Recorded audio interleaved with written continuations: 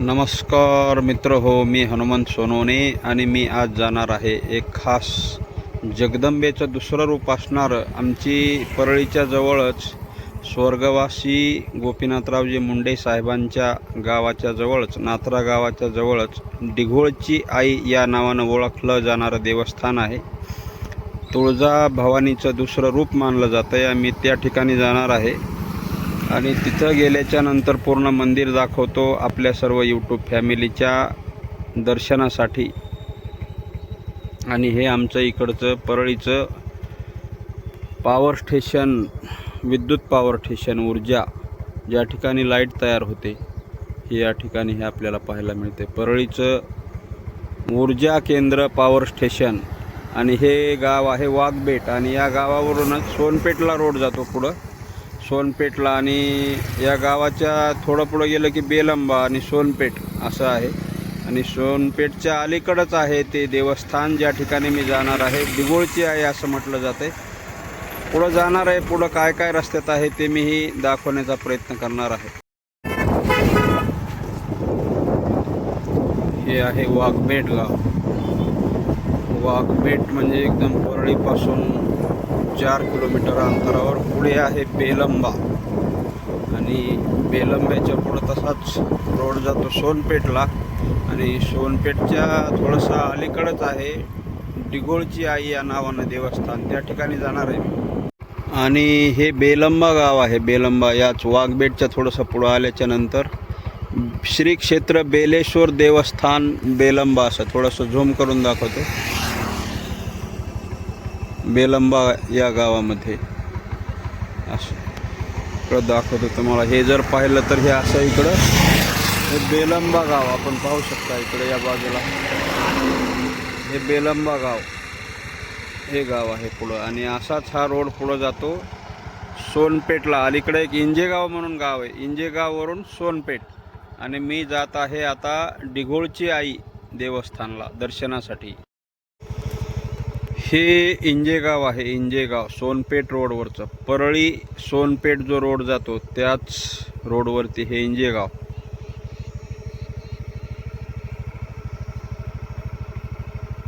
चला जाऊया पुढे पुढे जाऊया. आता जवळ आहे इथून. इंजेगाव इंजेगाव इंजेगाव हे गाव आहे इंजेगाव.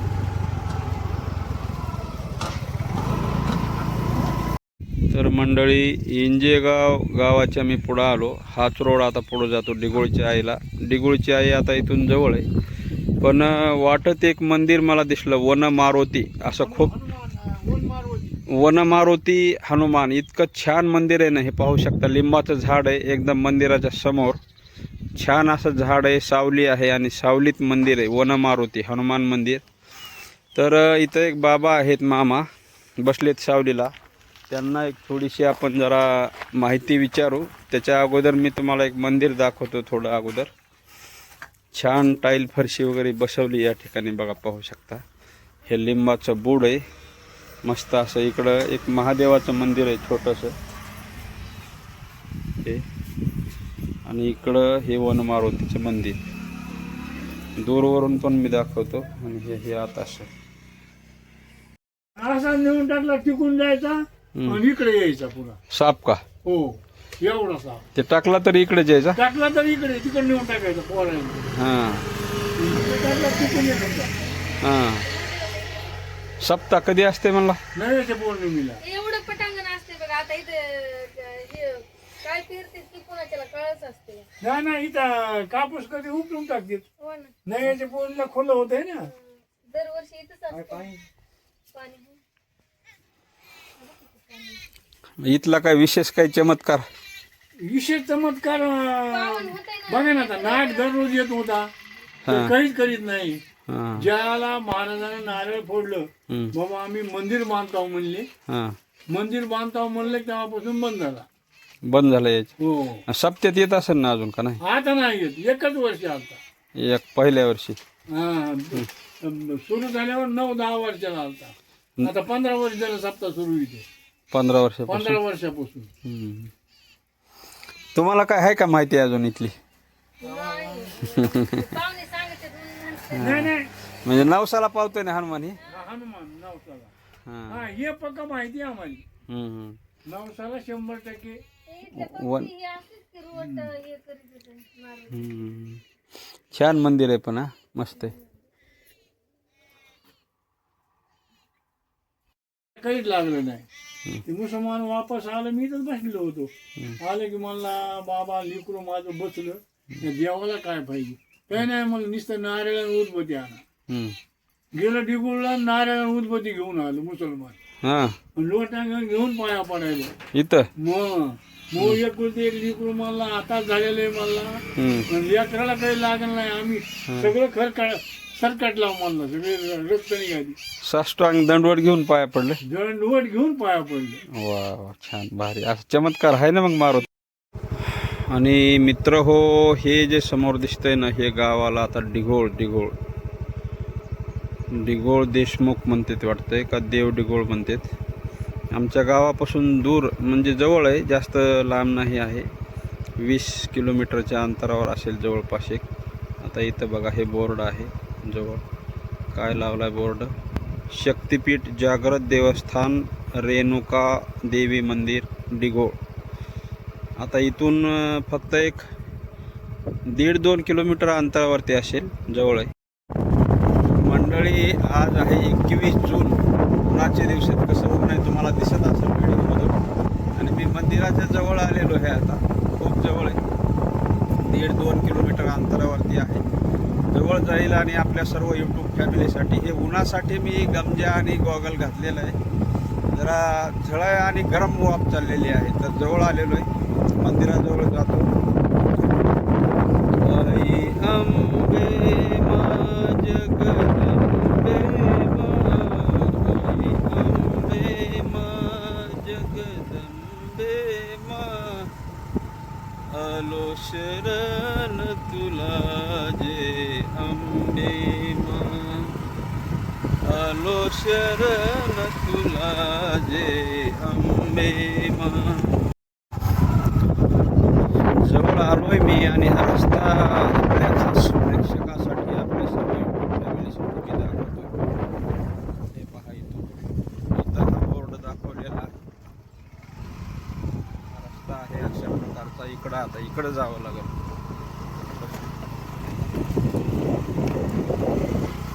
अशा रस्त्यानं मी जातोय आता. जरा कच्चा रस्ता आहे, पण मंदिर आता जवळ आलेलं आहे. जवळ आहे.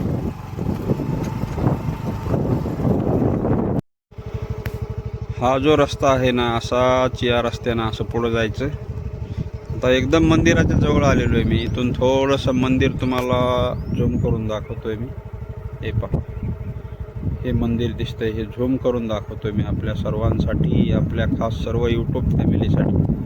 पाहू शकता, तुळजा भवानी मातेचं हे दुसरं रूप आहे, दुसरा अवतार. आणि तिचंच रूप म्हणायला हरकत नाही.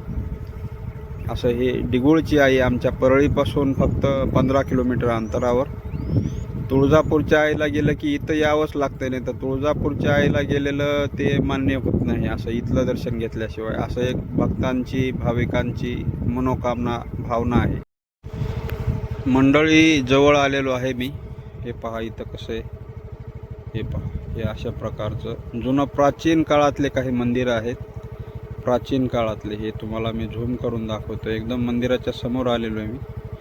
आणि इकडं पाहिलं तर हे असं परळी शहर दिसतं इथून. आणि हे वैद्यनाथ कारखाना पण या ठिकाणाहून दिसतोय, जे स्वर्गवासी गोपीनाथरावजी मुंडे साहेब, आमचे दैवत, त्यांनी या कारखान्याला, साहेबांनीच हा कारखाना बनवला होता. हा इथून तुम्हाला मी झूम करून दाखवतोय, हा कारखाना. आणि इकडं दिसतंय ते हे परळी शहर, हे इथून. हे पहा, झूम करून दाखवतो, जेवढं झूम करता येईल तेवढं आहे. हे असं हे परळी शहर इथून दिसतंय. 15 किलोमीटरच्या अंतरावर आहे फक्त. आणि मी आता एकदम मंदिराच्या समोर आहे. हे पहा असं. आणि इकडं हे मंदिर जवळ आलेलो आहे. डिघोळची आई म्हणतात त्याला, डिघोळची आई, डिघोळ देशमुख. हे असं मंदिर एकदम जवळ आहे. मी आता मंदिरात जातो आणि आपल्या सर्व यूट्यूब फॅमिलीसाठी दर्शनाचा योग जुळवून आणण्याचा प्रयत्न करत आहे. हा मंदिराचा पूर्ण परिसर मी आपल्याला पूर्ण दाखवायचा प्रयत्न करत आहे. या ठिकाणी असे झाडं आहेत, लिंबाचं झाड आहे आणि त्या सावलीला मस्त अशा खुर्च्या टाकलेल्या आहेत बसण्यासाठी, भाविकांसाठी आलेल्या, दर्शनासाठी आलेल्या भाविकांसाठी. आणि हा मंदिराच्या बाजूनं जर पाहिलं तर हे असं पूर्ण शेतीचा भाग आहे, सर्व शेती आहे, ऊस वगैरे आहे. आणि या ठिकाणी आमच्या परळी मतदारसंघाचे आमदार माननीय आमदार श्री धनंजयजी मुंडे साहेबांचं, पंकजाताई मुंडे साहेबांचं हे फार्म हाऊस आहे. ते मी आपल्याला या ठिकाणाहून थोडंसं झूम करून दाखवण्याचा प्रयत्न करत आहे. फार्म हाऊस आमच्या परळीचे आमदार माननीय श्री धनंजयजी मुंडे साहेब, हे पाहू शकता आपण अशा प्रकारे. या ठिकाणाहून जवळच आहे एकदम हे त्यांचं फार्म हाऊस आणि त्यांची शेती पण या ठिकाणी आहे बरीच. आणि नाथरा गाव त्यांचं, आमच्या स्वर्गीय श्री दैवत आमचे गोपीनाथरावजी मुंडे साहेबांचं गाव पण या ठिकाणाहून जवळ आहे, नाथरा. आणि हा परिसर डिगोळची आई, देशमुख डिगोळ असं या गावाचं नाव, आणि मुंडे साहेबांचं पण गाव या ठिकाणाहून जवळ आहे. मंदिर जर आपल्याला पूर्ण पाहायचं म्हटलं तर या ठिकाणी हे पूर्वीच्या काळामध्ये नंदादीप लावायचे. हे असे नंदादीप स्तंभ म्हणता येईल आपल्याला. आणि हे मंदिराचं मुख्य द्वार आहे, इथून मी आज जाणार आहे. मंदिराच्या मुख्य द्वाराच्या जवळ आल्याच्या नंतर इथून हे असं मंदिर आपल्याला पाहायला मिळते. आतमध्ये जातो मी पुढं. मंदिराच्या मुख्य द्वारातून आत आल्याच्या नंतर हे आजचं मंदिर मी आपल्याला दाखवत आहे. पूर्ण पौराणिक मंदिर आहे, प्राचीन. हे पूर्ण चिरेबंदी दगडी बांधकाम या ठिकाणी आपल्याला पाहायला मिळते.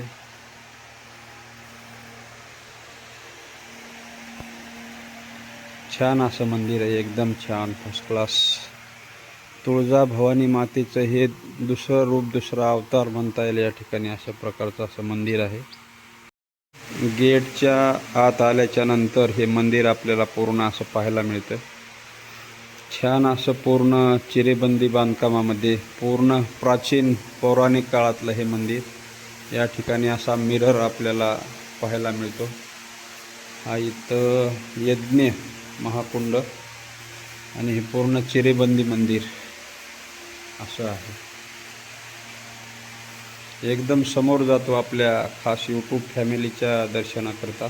तर मंडळी, हे आहेत डिगोळच्या आईचे, देवीचे, जगदंबेचं दुसरं रूप असणारी ही आमची डिगोळची आई मानली जाते. आणि या मंदिराचे पुजारी आहेत. तुमचं नाव सांगा. राहणार डिगोळ, तालुका सोनपेठ, जिल्हा परभणी. हां.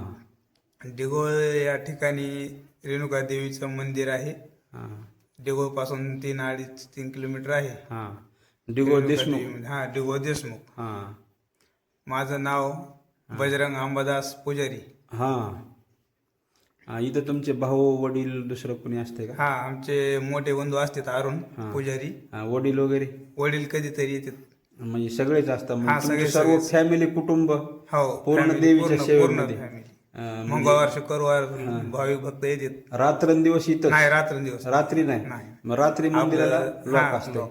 आणि नवरात्रीमध्ये यात्रा भरपूर असते? हा, नवरात्रामध्ये 9 दिवस यात्रा असते. म्हणजे 9 दिवस अन्नदान होतंय. 9 दिवस? 9 दिवस अन्नदान. कोण करते बरं अन्नदान? हेच भक्तगण सगळे करते. म्हणजे असं नवरदेव नवरी लग्न झालेले वगैरे असे तर दर्शनासाठी येतात. पंचक्रोशीतले भाविक इथे येतात. जवळच्या सगळ्या खेड्यापाड्यातले लोक नवरात्रामध्ये हे पाया पडण्याकरता येत असतात. तर इथलं थोडक्यात महत्व म्हणजे कसं आहे बरं? काय इतिहास आहे, महत्व आहे काय देवीचे? इतिहास म्हणजे पहिला रामदास स्वामी यांच्या हस्ते स्थापना झाली. रामदास स्वामींनी स्थापना केलेली देवीच्या याची. स्वतः त्यांच्या हस्ते समजा निर्मिती मंदिराची. प्राचीन मंदिर, पूर्ण दगडाचं मंदिर आहे, खूप पूर्वीचं मंदिर. म्हणजे इथं काही मांसाहार वगैरे काही तसं नाही? तसं काहीच नाही. बकरे कोंबडे असं काही नाही? म्हणजे तुळजापूरच्या आईचाच अवतार आहे. हा, तुळजापूरचं आपलं एक आहे इथं बाहेर. उभं पीठ आहे तुळजाभवानीचं बाहेर. ते बी पण दाखवा आता उठल्यानंतर कुठं आहे ते दाखवा, ते आपण पाहू. तसं बकरे कोंबडे असं काय नाही, सर्व म्हणजे शाकाहारी स्वरूपामध्ये नैवेद्य वगैरे देवीचा या ठिकाणी असते आणि पूर्ण पंचक्रोशीतले भाविक येतात. येतात. नवरात्रीमध्ये खूप मोठी यात्रा 9 दिवस असते इथं. 9 दिवस असते. बरं ठीक 9 आहे, दिवस चला. अन्नदान होतो. ते आपण देवीचं तुळजाभवानीचं बघू पाहू, ठीक आहे. दाखवा जरा, चला जाऊ आपण. ह्या मूर्तीबद्दल सांगा ना, काय महत्व आहे ते. घेत ना, मधलं घेत ना, हे इथलं सांगा ना अगोदर. हां हां, हे तुळजाभवानी. ही हा हां, म्हणजे तुळजाभवानीचंच हे पण रूप आहे, अवतार आहे, स्थान.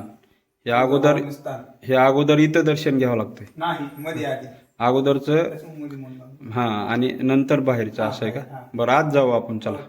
हे तुळजाभवानीची मूर्ती इथं. हा, हे स्थान. हम्म. हम्म. तर मंडळी, मी आत आलेलो आहे. डिगोळ देशमुख, डिगोळची आई, खास काय रेणुका माता. हा ही रेणुका माता आहे. हां, डिगोळची आई म्हणजे देवीचं नाव आहे रेणुका माता खास. आणि हे इथले पुजारी, त्यांनी माहिती पण आपल्याला इथली जेवढी त्यांना माहिती आहे तेवढी त्यांनी सांगण्याचा प्रयत्न केला. आपल्या खास सर्व यूट्यूब फॅमिलीसाठी मी दर्शनाचा योग जुळून या व्हिडिओच्या माध्यमातून आणलेला आहे. हे सर्व मंदिराचा परिसर, मूर्तीपासून जर पाहिलं तर हे असं दिसतंय पूर्ण मंदिर. आणि अजून थोडीशी माहिती पुजारी आपल्याला सांगू इच्छित आहेत. नवरात्री आरती पण या ठिकाणी ही लिहून ठेवली या ठिकाणी. इथला खास मान कोणाला आहे म्हणले तुम्ही? मान आपले गावचे देशमुख मानकरी. हां, त्याला इथला मान नवरात्रामध्ये पूजेचा घटस्थापने दिवशी पूजा त्याच्याच हस्ते होती. त्यांच्या हस्ते होती का? देशमुख मंडळीच्या हस्ते. विजयकुमार देशमुख, हां अण्णासाहेब देशमुख, हां, रमाकांत देशमुख, रणजित देशमुख हे मानकरी इथले. रणजित देशमुख होय, मानकरी खास मानकरी. नवरात्रीमध्ये नवरात्रीमध्ये त्याला मान असतो. त्यांच्या हस्ते, घटस्थापना ही त्यांच्या हस्तेच पूजा होती इथं. त्याच्या हस्ते अभिषेक हे घटस्थापना त्याच्या हस्ते होती. बरं ठीक आहे, धन्यवाद तुमचे, खूप खूप धन्यवाद, आभारी आहे. हां मंडळी, व्हिडिओ कसा वाटला हे कमेंटमध्ये सांगायला मात्र अवश्य विसरू नका. छान अशी कमेंट करा, व्हिडिओला लाईक करा, शेअर करा, सबस्क्राईब करा. भेटूया अशाच एका छान इंटरेस्टिंग मंदिराच्या देवी आणि देवतांच्या व्हिडिओमध्ये. सर्वांचे खूप खूप धन्यवाद आणि आभार.